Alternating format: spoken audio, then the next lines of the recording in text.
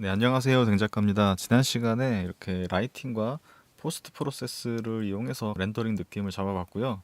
보통 이런 라이팅과 포스트 프로세스 같은 후보정 세팅은 작업 후반부에 하기 마련인데 작업을 어떻게 앞으로 진행을 해 나가야 될지 파악을 하기가 쉽기도 하고 어디가 잘못됐는지 이제 그런 부분들도 인지를 하기 쉽기 때문에 종종 이렇게 중간에 확인을 하고는 합니다.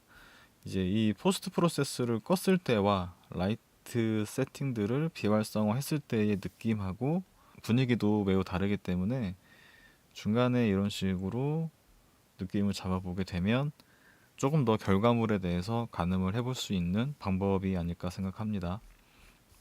얼굴에 이목구비가 다 나왔고 주름이나 그런 부분까지 묘사가 됐지만 좀 더 입체적인 느낌이 나지는 않는 것 같아서 이제 그런 부분들을 조금 더 자연스럽게 잡아주면서 작업을 이어가도록 하겠습니다. 작업하기 편하도록 라이트를 회전해 주고요. 인플렛 브러쉬는 이렇게 오브젝트를 부풀려주는 효과를 가지고 있는데 이제 인텐시티를 강도를 약하게 세팅을 해주고 작업을 해주시는 게 좀 더 자연스러운 느낌을 낼 수가 있습니다. 피부가 겹쳐 있는 구간들을 자연스럽게 묘사를 해줄 수가 있어요. 일반 스컬핑 브러쉬로 할 수도 있겠지만 이제 그렇게 작업을 하는 것보다 인플렛 브러쉬가 좀 더 수월하게 표현을 해줄 수가 있습니다. 이제 이렇게 눈가에 겹쳐 있는 자잘한 주름들 사이에도 이렇게 표현을 해줄 수가 있고요. 이제 라인으로 위치를 잡아줬던 부분에 경계면을 위주로 인플렛 브러쉬로 살짝 잡아주도록 하겠습니다.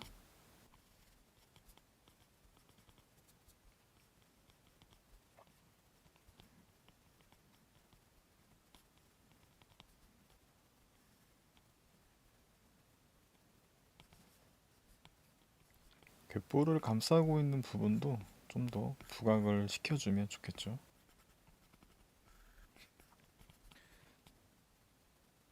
자, 이제 그리고 머리카락이 끝나는 부분에 이 클레이 브러쉬로 거칠게 표현이 됐던 그런 부분들을 다 스무스 브러쉬를 이용해서 눌러주도록 할게요. 이제 이런 거친 부분들은 다 다듬어 주도록 하고 이후에 이제 스탠다드 브러쉬로 털의 표현을 간단하게 잡아주면서 얼굴 쪽은 마무리를 짓고 바로 뿔로 넘어가도록 해야 될 것 같습니다.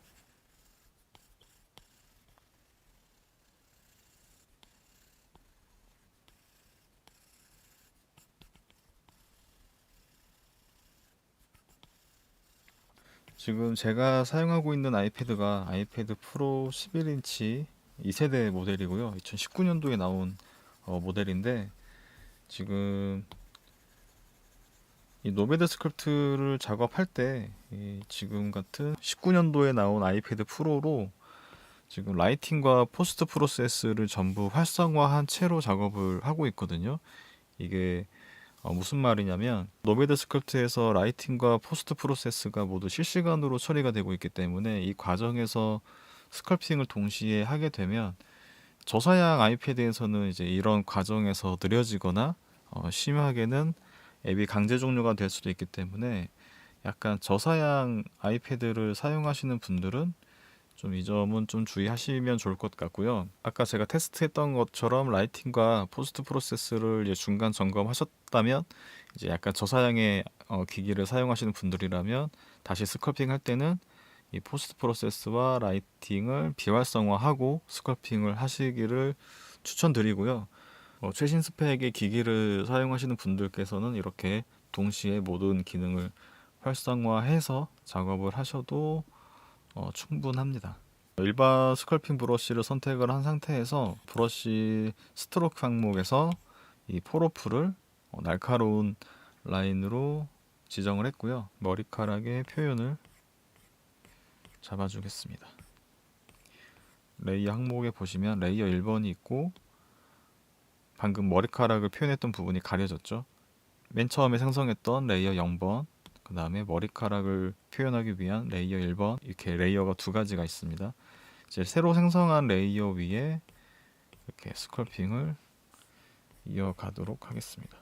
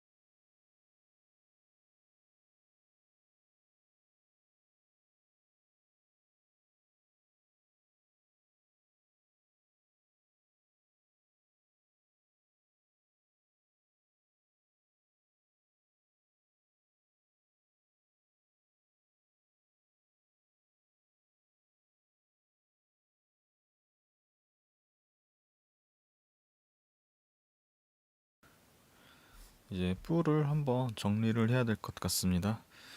뿔을 뿔이 지금 굉장히 고민이 많았는데 그냥 이제 짧게 영화에서 많이 표현이 된 것처럼 뿔이 잘린 단면을 만들어서 마무리를 해보도록 하겠습니다. 이 실린더의 위치를 기준을 삼고 새로 생성을 하도록 하겠습니다. 실린더를 선택을 하신 다음에 다시 이제 비슷한 크기와 방향으로 이 실린더 위치에 딱 들어가게끔 세팅을 해줄게요.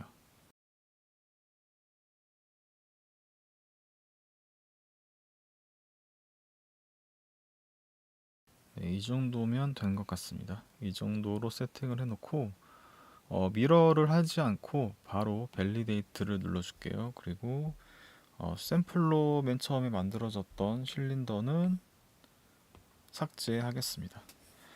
일단 이렇게 하나만 만들어 놓고 나중에 플립으로 반전을 시켜서 별도의 오브젝트로 분리를 시킨 다음에 양쪽의 길이를 좀 다르게 표현을 하려고 미러 시키지 않고 하나만 활성화를 시켰습니다. 이제 와이어를 켜서 보면 폴리곤이 굉장히 적기 때문에 서브 디바이드로 폴리곤의 양을 한 단계 올려주겠습니다. 자, 이 상태에서 클레이 브러쉬를 선택하고 이제 이 실린더의 절반만 내가 이제 만들었기 때문에 시미터리 기능이 이제 필요가 없죠. 뭐 어차피 반대편에 오브젝트가 없기 때문에 실린더가 시미터리가 켜져 있어도 되고 꺼져 있어도 상관이 없는 그런 상태입니다. 클레이 브러쉬를 선택을 하고 서브를 눌러서 이 뿔이 무조건 동그랗게 되어 있지 않고 약간 이런 흠이 나 있는 거를 감안해서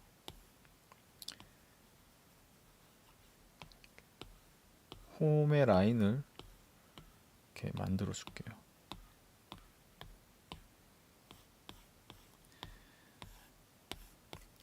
항상 작업을 할 때 이제 내가 이번 작업에 이제 어느 정도의 퀄리티를 뽑아내고 싶은지를 약간 자기 나름대로의 기준을 삼아 두면 좋겠죠. 저는 이번 작업에서는 굉장히 세밀한 디테일까지는 하지 않으려고 합니다. 어차피 대부분의 작업을 모니터가 아니라 아이패드나 핸드폰으로 보는 경우가 많기 때문에 굉장히 디테일한 묘사까지는 하지 않을 생각입니다. 서브 디바이드로 폴리곤의 양을 조금만 더 늘려줄게요. 좀 작업을 좀 원활하게 하기 위해서 뿔 이외의 모든 오브젝트는 비활성화 시켜주겠습니다. 지금 제가 조금 전에 서브 디바이드를 2단계 올렸잖아요. 노메드 스컬프트를 실행했을 때 기본 생성되는 스피어의 폴리곤의 양하고 추가로 오브젝트를 불러올 때 생성되는 폴리곤의 양의 개수가 좀 차이가 나요. 굉장히 더 적습니다. 그래서 시작하자마자 폴리곤의 양을 좀 늘려주는 작업을 진행을 했습니다.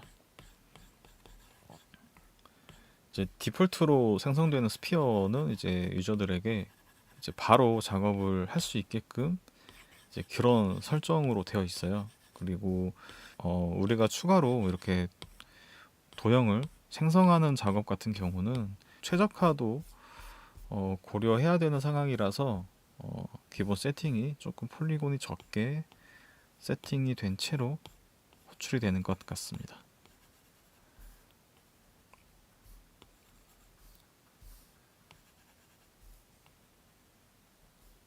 이제 어떻게 보면은 처음에는 이제 그런 것들이 왜 폴리곤의 차이를 이렇게 뒀을까 하는 의구심이 들 수는 있겠지만 데스크탑으로 작업을 하는 게 아니고 굉장히 스펙이 제한된 그런 기기들로 작업을 하기 때문에 개발사 쪽에서 이제 그런 부분들까지 굉장히 많이 신경을 쓴 부분이 엿보이는 항목인 것 같아요. 이제 어느 정도 이해도가 이제 소프트웨어를 사용하는 그런 사용자들의 그런 작업 환경을 굉장히 많이 신경 쓴 부분들이 많이 보이는 그런 어플입니다. 조금 전에 조금씩 뭔가 화면이 끊기는 현상이 있었는데 아무래도 이제 라이팅과 포스트 프로세스를 모두 활성화한 채로 작업을 하다 보니까 중간에 조금씩 끊기는 부분들이 나타나는 것 같습니다.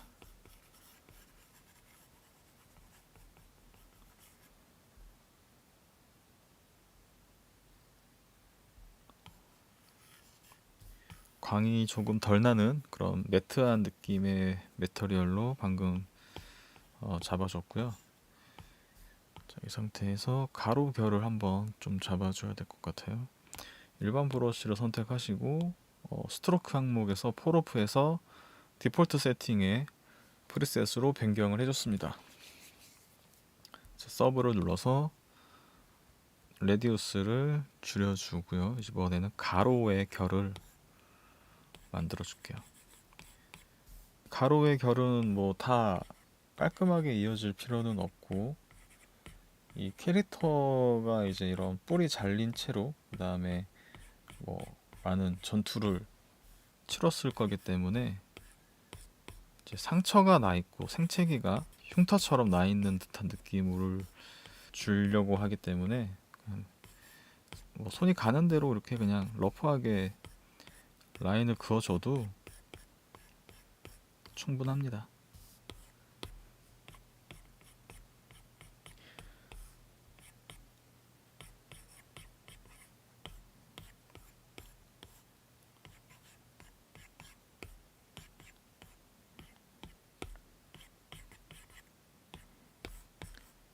이런 뿔 같은 그 다음에 이런 상상 속의 그런 존재들에 대한 표현은 이전 시간에도 제가 말씀을 드렸지만 정해진 룰이라는 게 별로 없잖아요. 그래서 설명하기 나름인 부분들이 많죠. 그래서 오히려 그런 정형화된 디자인이 아니라서 좀 스트레스를 안 받고 쉽게 작업할 수 있는 부분들도 꽤 있습니다. 뭐 이런 뿔도 마찬가지죠. 만약에 우리가 염소뿔을 만든다라고 했을 때는 정말 염소뿔처럼 만들어야 되잖아요. 각종 레퍼런스를 다 띄워놓고 정말 염소뿔처럼 보이게끔 형태부터 해서 표면의 질감까지 표현하기 위해서 굉장히 많은 관찰도 해야 되고 신경 쓸 게 되게 많은데 이거는 이제 판타지 뭐 코믹스 소설에 나오는 캐릭터고 그다음에 이런 뿔 같은 경우도 마찬가지로 그냥 이렇게 생겼어라고 해도 뭐라고 할 사람은 없죠. 러프하게 작업을 해주고요. 이제 클레이 브러쉬로 좀 두껍게 한 번 더 덧칠을 해줄게요. 이제 일반 브러쉬와 클레이 브러쉬의 이제 특성을 알고 계시면 좋을 것 같습니다. 일반 브러쉬는 이런 굴곡의 어떤 브러쉬 작업을 했을 때 그 결을 따라가서 작업을 표현을 하게 되고, 이런 클레이 브러쉬 같은 경우는 이런 결들을 무시해버리고 덮어버리는 그런 특성이 있습니다. 그래서 뭐 그런 부분들은 이 알파 브러쉬의 유무와도 좀 차이가 있겠지만, 어찌 됐든지 간에 이제 그런 디폴트로 세팅이 되어 있는 브러쉬의 특성을 좀 파악을 하시면 좀 더 상황에 맞게 작업을 하실 수 있을 거예요. 지브러쉬나 이제 그런 툴들에 이미 적응을 하고 계시고 익숙하신 분들이라면 이제 이런 내용들은 뭐 너무나 당연한 이야기이겠지만, 이 아이패드를 통해서 처음 디지털 스커핑 쪽에, 디지털 드로잉 쪽에 접하시는 분들한테는 좀 이제 중요한 내용일 수 있을 것 같아서 언급을 해드렸습니다. 플래툰 브러쉬로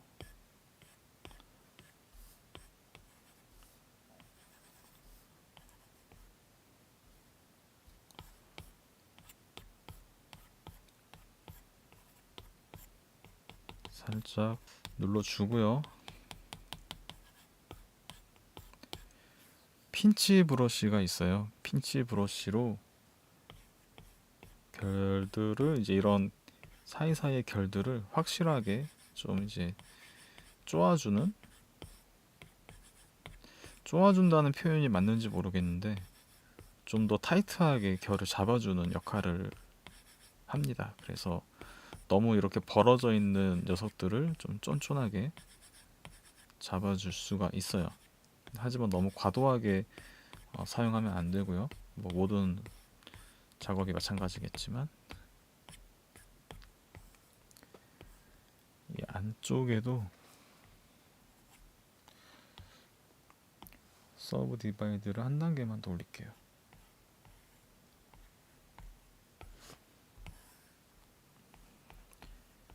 약간 나이테를 그리듯이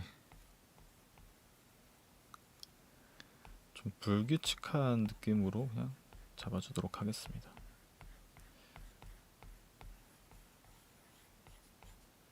가로결과 세로결이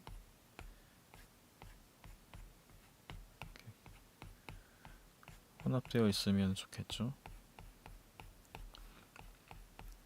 그냥 계속 말씀을 드리지만 이제 이런 작업은 뭐 딱히 정답이 없고, 이렇게 디테일하게 작업을 해도 모바일에서는 되게 작게 보이면 좀 그럴싸하게 보일 때가 많이 있어요. 그러니까 너무 막 쥐레 겁먹고 아 나는 못할 것 같은데, 이제 이런 생각은 굳이 안 하셔도 됩니다.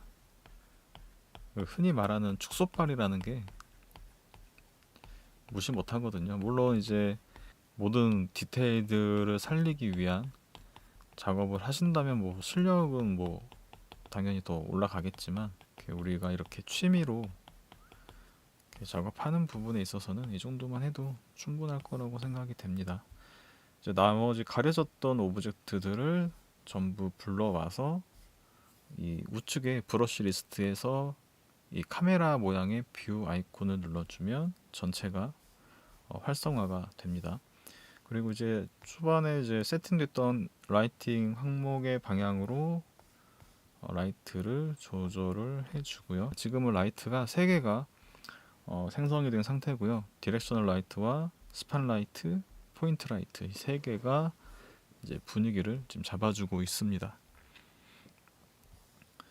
자, 이 상태에서 이 뿔을 다시 선택을 하시고 시미터리 메뉴를 선택을 하게 되면 이 월드 포지션의 0점 포지션으로 어떤 항목이 노출이 되는데, 이제 이쪽을 기준으로 이제 시미터리 축을 활성화를 할 수가 있습니다. 이 플랜스에 X라고 되어 있죠. 그래서 이 좌우 시미터리에 대한 기능이 지금 활성화가 되어 있고, Y를 눌러주면 X, Y가 동시에 활성화가 되죠. 그러면 X축과 Y축으로 동시에 스커핑을 할 수가 있게 되고요. Z축을 이제 활성화 시켜주게 되면 각각의 모든 360도로 작업을 할 수가 있겠죠. 그래서 일단 디폴트 세팅인 X로 잡아 놓은 상태에서 여기 보시면 이제 미러링과 플립 오브젝트 두 항목이 있는데 지금 오브젝트가 오른쪽에 있잖아요. 그래서 오른쪽에 있는 오브젝트를 왼쪽으로 넘기고 싶을 때는 라이트 투 레프트로 이렇게 복사를 할 수가 있어요.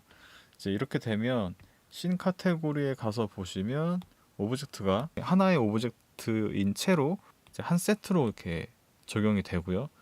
뒤로 가기 누르겠습니다. 지금 여기서는 제가 이 동일한 하나의 항목으로 복사를 시키지는 않을 거고요. 신 카테고리에서 뿔을 선택한 상태에서 복사를 해서 이제 별도로 이렇게 놔둔 상태에서 이 시미터리 항목에 플립 오브젝트가 있어요. X축을 기준으로 넘겨버립니다. 이제 이렇게 되면 신 카테고리에 두 오브젝트가 분리가 된 채로 별도로 존재를 하게 되죠. 그러면 이 기준모를 선택한 상태에서 개별로 이제 위치 값이라든지 각도를 개별로 컨트롤할 수가 있겠죠. 그래서 이렇게 뿔을 두 개를 나란히 만들어도 상관은 없지만 이왕이면 비대칭으로 작업을 해주는 게 좀 더 나을 것 같습니다. 카메라를 한쪽으로 옮겨 놓은 상태에서 안쪽으로 살짝 넣어줄게요. 그러면 비대칭이 돼서 좀 더 그럴싸한 느낌이 나는 것 같습니다. 이쪽이 좀 너무 기니까 조금만 집어넣을게요.